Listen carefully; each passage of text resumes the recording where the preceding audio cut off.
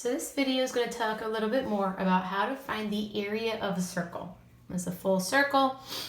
In this case, we're going to talk about how do we do it if we're given the radius, which is probably what we really prefer because the formula is area equals pi times r squared.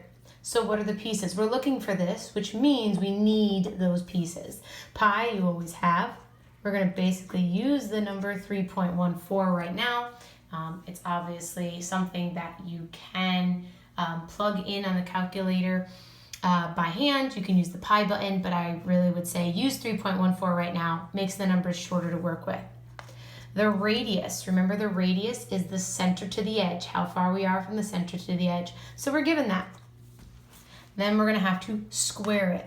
And we're going to have to remember about squaring is that it's radius times radius. And for some of you, you're going to do that in your head. Great. But for a lot of us, as we're still learning, as we're still remembering, you're going to want to write it down. Even if all you do is write that and then do the rest in your head, all right, you basically know that you should get a value of 49. And now that you have this piece, we can now plug in. Area equals that pi, which is a value, r squared, remember, which is 49. You're going to use your handy dandy calculator and you should get 153.86. So just multiplying the numbers we got, you're going to get 153.86.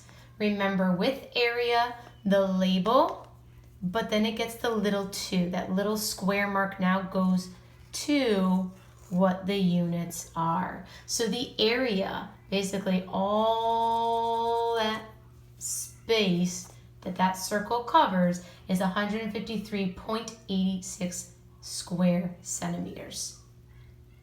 Now, one last thing I want to throw in, if you had to round, some of us, that is a piece we need to work on. If you're rounding it, if it doesn't say to round, leave it. I'm really going to say leave it for now, but if you're working on something, it says to round, all right? If it's nearest tenth, you would then say 153.9 in this case because the 8, all right, is going to go up. The next number is a 6, it's going to go up. Or nearest whole. Now we're going to go 154 because, again, if you look at that being the whole, the 8 is making that move up. All right, so that's an example of finding area of a circle if you actually know the radius.